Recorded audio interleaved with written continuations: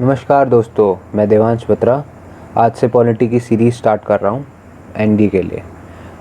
ठीक है, और मैं कम से कम बहुत सारे क्वेश्चंस दूंगा पॉलिटी के जो प्रीवियस ईयर के होंगे और बहुत बार पूछे जाते हैं और वो आने के उनके चांसेस होते हैं। तो शुरुआत करते हैं पहले क्वेश्चन से। 2019 में पूछा गया है ये सेकंड क्वेश्चन, और ये पहला क्वेश्चन है आर्टिकल 46 कॉन्स्टिट्यूशन ऑफ इंडिया। ठीक है, तो आर्टिकल 46 अब मैं आपको बता दूं तो आर्टिकल 1 से कॉन्स्टिट्यूशन ऑफ इंडिया में आर्टिकल 1 से लेके 4 तक यूनियन एंड टेरिटरीज़ के बारे में दिया गया है, और 5 से लेके 11 तक सिटीज़नशिप के बारे में दिया गया है, और 12 से लेके आर्टिकल 35 तक फंडामेंटल राइट्स के बारे में दिया गया है। ऐसे ही 36 से लेके 51 तक आर्टिकल जो हैं डीपीएसपी में दिए गए हैं, यानी कि directive principle of state policy, राज्य के निर्देशक तत्व। ठीक है, तो इस पॉइंट को आप नोट कर लीजिए। अब इसमें क्वेश्चन ये पूछते हैं कि आर्टिकल 46 किस चीज़ को प्रमोट करता है।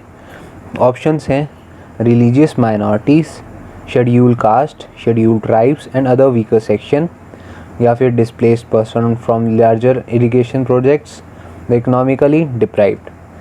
पहला पूछा जाता है कि वो रिलीजियस माइनॉरिटीज़ के हैं, यानी कि इंडिया में माइनॉरिटीज़ किसकी हैं, यानी कि मुस्लिम्स, जैन्स, सिख्स, बुद्ध। तो आर्टिकल 46 इसको प्रमोट नहीं करता है। Article 46 schedule caste, schedule tribes और अदर वीकर सेक्शंस को प्रमोट करता है और उनको जस्टिस प्रोवाइड करवाता है और किसी एक्सप्लॉयटेशन से रोकने के लिए उनको प्रॉफिट देता है। तो आपको पता ही है कि displaced persons from larger irrigation projects का क्या मतलब है, यानी कि इरिगेशन प्रोजेक्ट्स जो सरकार बनाती हैं तो उससे जो रेफ्यूजीज़ क्रिएट होते हैं, क्या वो आर्टिकल 46 उनको प्रमोशन देता है। ये ऑप्शन बिल्कुल गलत है, ऐसा कुछ नहीं है। आर्टिकल 46 इसको नहीं प्रमोट करता है, और आर्टिकल जो 46 है वो डी ऑप्शन को भी प्रमोट नहीं करता है, इकोनॉमिकली डिप्राइव्ड। तो इसका आंसर हुआ बी। इसका आंसर है B. Article 46 schedule caste, schedule tribes और अदर वीकर सेक्शंस को प्रमोट करता है। इसके बाद सेकंड क्वेश्चन पे आ जाते हैं। सेकंड क्वेश्चन में दिया गया है 5th शेड्यूल के बारे में। दोस्तों मैं बता दूं कि कॉन्स्टिट्यूशन ऑफ इंडिया में टोटल 12 शेड्यूल आ चुके हैं। तो 12 शेड्यूल हैं, जिसमें से 5वां शेड्यूल ये कहता है कि वो एडमिनिस्ट्रेशन जो है शेड्यूल एरियाज़ का या शेड्यूल ट्राइब्स का उससे रिलेट करेगा या नहीं करेगा, तो उस फीचर के बारे में बताता है। तो इसमें दिया गया है schedule areas and schedule tribes. First part है Chhattisgarh, Jharkhand and Orissa. Second part है Assam and Tripura. Third part है मेघालय एंड मिज़ोरम। तो ऑप्शंस हैं ओनली 1, बी है 1 एंड 2, सी है 2 एंड 3, डी है 1, 2, 3। तो इसका मैं आपको आंसर बताता हूँ। आंसर ये है कि ये जो शेड्यूल एरिया और शेड्यूल ट्राइब्स के बारे में दिया गया है, तो बेसिकली ये जो नॉर्दर्न ईस्टर्न एरिया है इंडिया का, और ये बिहार, छत्तीसगढ़, झारखंड, ये वाला सारा एरिया पहले बहुत जंगल प्रदेश होते थे। तो ये सारा एरिया जितना भी है शेड्यूल एरिया और शेड्यूल ट्राइब्स के एरियाज़ में आता है। वैसे मैं स्टेट्स के नाम बता देता हूँ। स्टेट के 10 स्टेट्स हैं जिनके नाम हैं। पहला है आंध्र प्रदेश, दूसरा है छत्तीसगढ़, तीसरा है Gujarat, 4th is Himachal Pradesh, 5th is Jharkhand, then Madhya Pradesh, Maharashtra, Orissa, Rajasthan and Telangana. तो इसका आंसर ये होता है कि आंसर 2 और 3, यानी कि असम एंड त्रिपुरा को कोई छू नहीं सकता 5th शेड्यूल के अकॉर्डिंग कि एडमिनिस्ट्रेशन जो है वो शेड्यूल ट्राइब्स और शेड्यूल एरियाज़ में के लिए हो।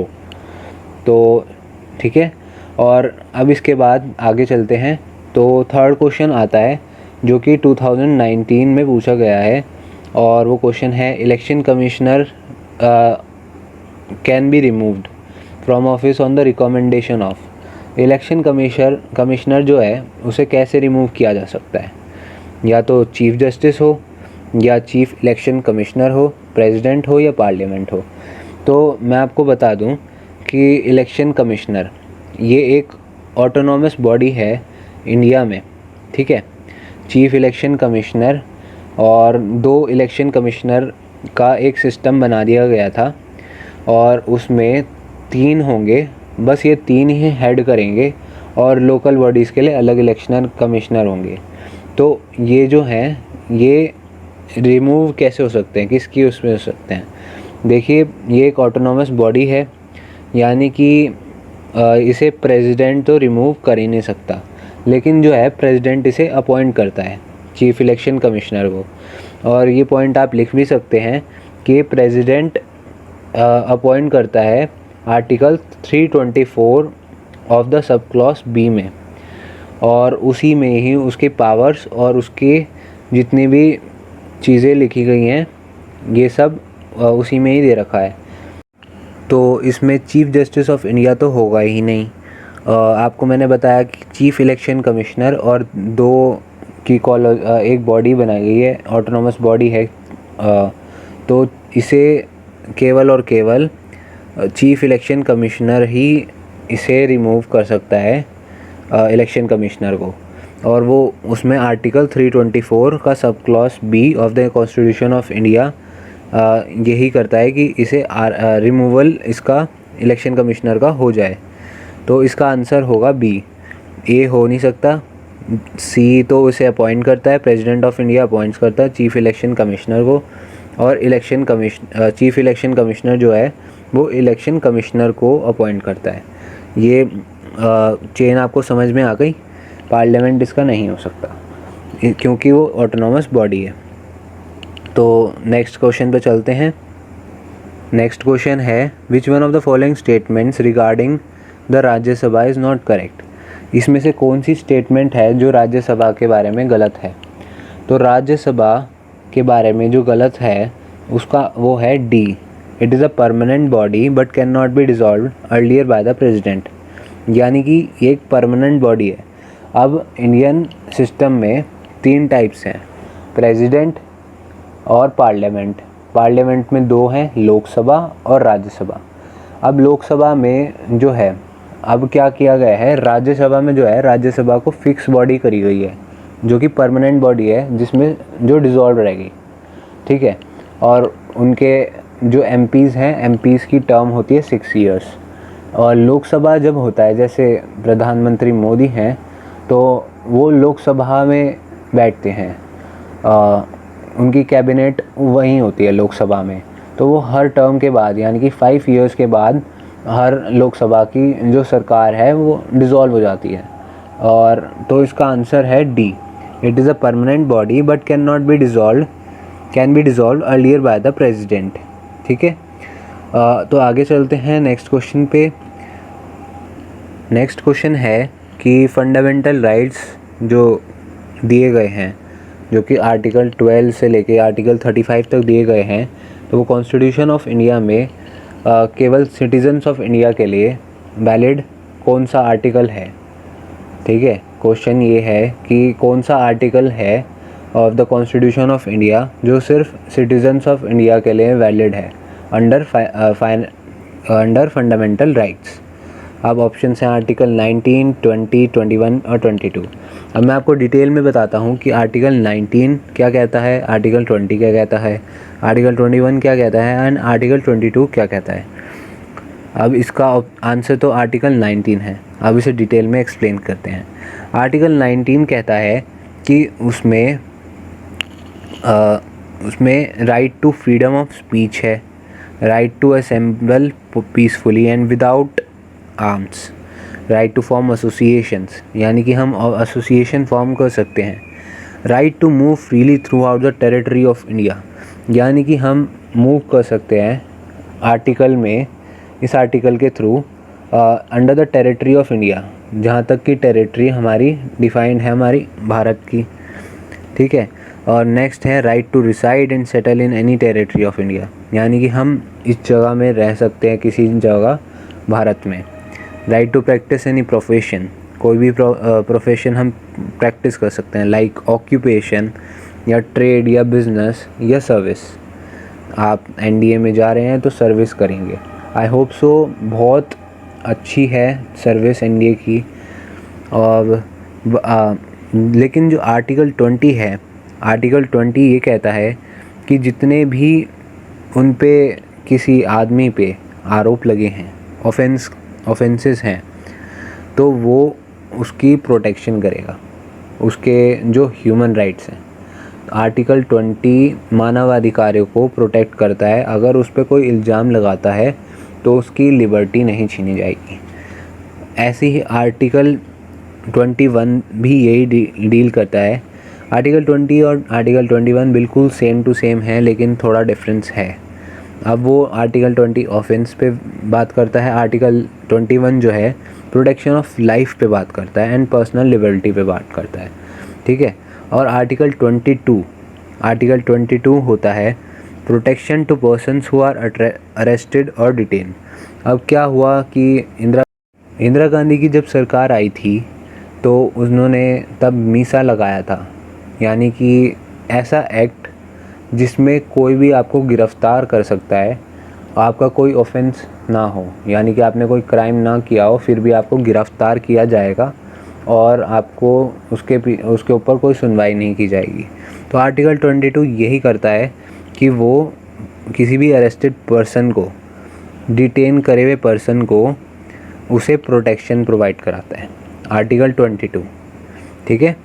तो इस क्वेश्चन में ये था कि फंडामेंटल राइट्स जो दिए गए हैं कॉन्स्टिट्यूशन ऑफ इंडिया में, वो किसको, कौन सा ऐसा आर्टिकल है फंडामेंटल राइट का कॉन्स्टिट्यूशन ऑफ इंडिया में जो केवल सिटीजन्स ऑफ इंडिया को दिया गया है, केवल सिटीजन्स ऑफ इंडिया को दिया गया है। और वो है आर्टिकल 19। आर्टिकल 20 जो है, सपोज़ करो कि कोई फॉरेनर हमारे इंडिया में आता है तो उसे क्या हम ऐसे ही पकड़ सकते हैं, उनकी मानवाधिकार को हनन कर सकते हैं? तो इसी वजह से केवल आर्टिकल 19 ही जो है वो ही सिटीजन्स ऑफ इंडिया को दिया गया है, और आर्टिकल 20, 21, 22 वो सबके लिए है, ठीक है। अब आते हैं नेक्स्ट क्वेश्चन पे। इसमें था क्वेश्चन में, और ये बहुत इम्पॉर्टेंट क्वेश्चन है, इसमें दिया था कि प्राइम मिनिस्टर की समाधि, जो पूर्व प्राइम मिनिस्टर हैं, पुराने प्रधानमंत्री जो हैं, उनकी समाधि के बारे में दिया गया। ये पैराग्राफ आप खुद पढ़ें। अब आप इस पैराग्राफ को पढ़ के समाधि का नाम बताइए। अब मैं आपको आंसर बताता हूँ, आप पैराग्राफ को याद कर लें, लिख लें कहीं भी, क्योंकि ये जो समाधि है ये बहुत इम्पोर्टेंट समाधि है, इसके बारे में आपको पता होना चाहिए।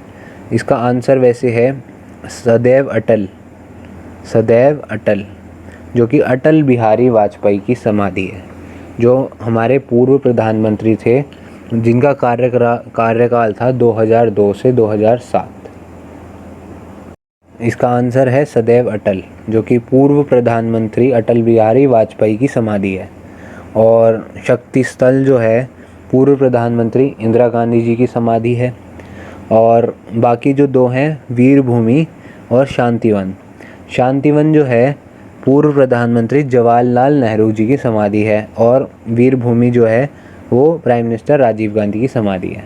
अब इसमें जो है समाधि के बारे में, जिसमें समाधि के बारे में बताया गया है, वो है सदैव अटल, जो कि अटल बिहारी वाजपेयी की समाधि है। तो इसका आंसर हुआ सदैव अटल। ये बहुत इंपॉर्टेंट क्वेश्चन है, आप इसको याद कर लीजिए, रट लीजिए, क्रैम कर लीजिए या समझ लीजिए, कुछ भी करिए, लेकिन ये पेपर में आता ही आता है और बहुत बार पूछा गया है। तो आगे चलते हैं नेक्स्ट क्वेश्चन पे। अब नेक्स्ट क्वेश्चन है 2018 में के सेकंड पेपर में पूछा गया था, which one of the following is not a fundamental right under the constitution of India. इनमें से कौन सा फंडामेंटल राइट नहीं है कॉन्स्टिट्यूशन ऑफ इंडिया में। अब मैं आपको बता दूं, जो फंडामेंटल राइट हैं वो आर्टिकल 12 से लेके आर्टिकल 35 तक हैं कॉन्स्टिट्यूशन में, ठीक है। तो इसमें दिया गया है राइट टू इक्वालिटी, हाँ जी, ये right to equality fundamental right है, सबके समान अधिकार है, इक्वल है, तो ये फंडामेंटल राइट है, मौलिक अधिकार है। ठीक है, राइट टू फ्रीडम यानी कि आपको पूरी आज़ादी है, तो ये मौलिक अधिकार है। ए बी तो है ही मौलिक अधिकार, तो ये तो होगा ही नहीं। राइट टू सिटीजनशिप और राइट अगेंस्ट एक्सप्लॉयटेशन।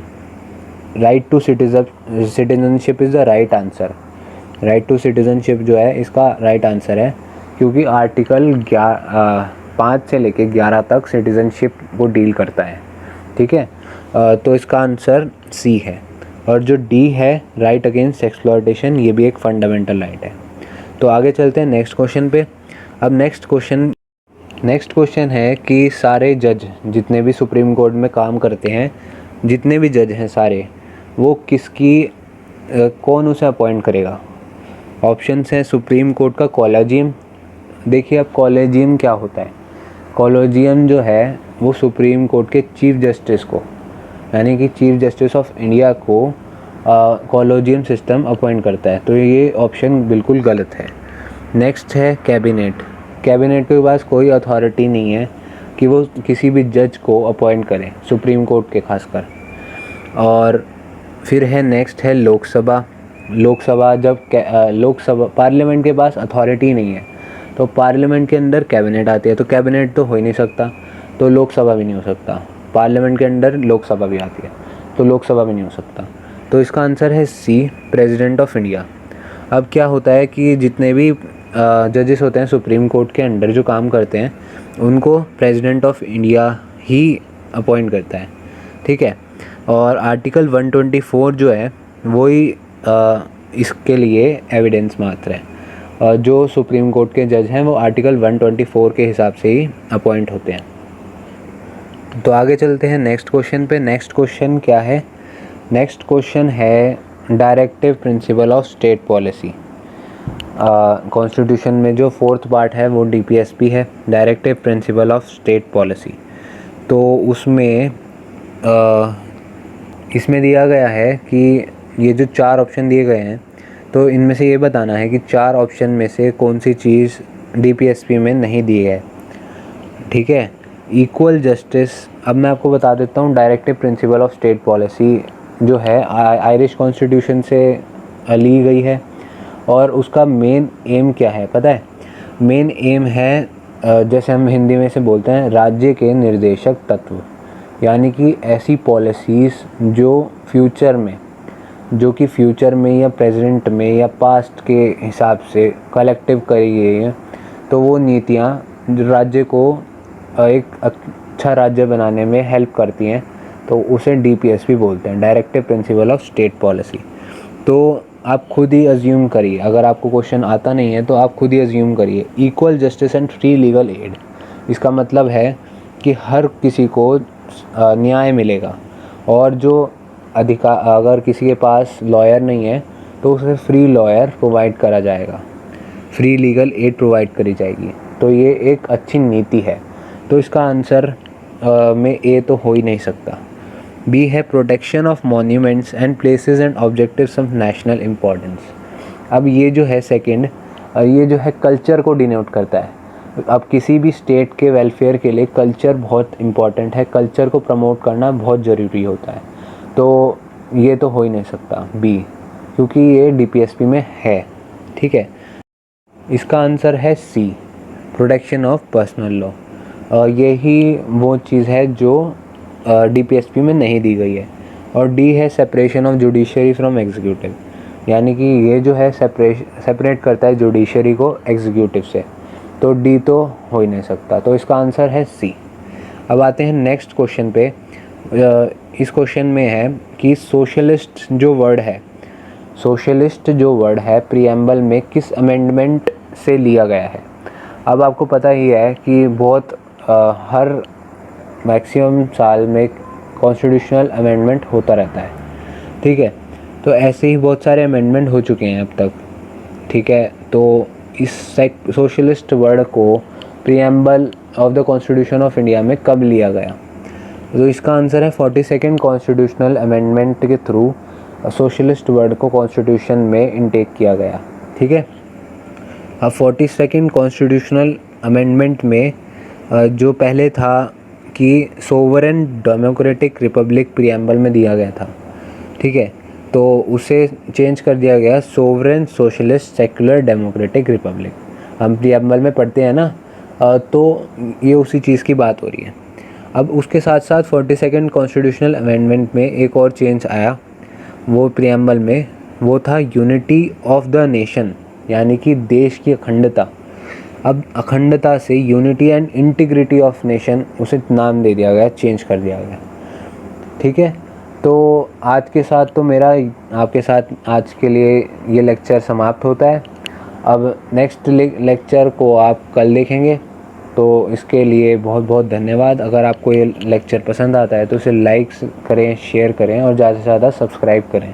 आपको अच्छा लगा होगा वैसे तो, और ये आपके लिए बहुत मेहनत करी है मैंने, तो आप क्लियर करिए एनडीए और मैसेज किए मुझे कमेंट में कि आपको ये लेक्चर कैसा अच्छा लगा। Thank you. जय भारत, जय हिंद।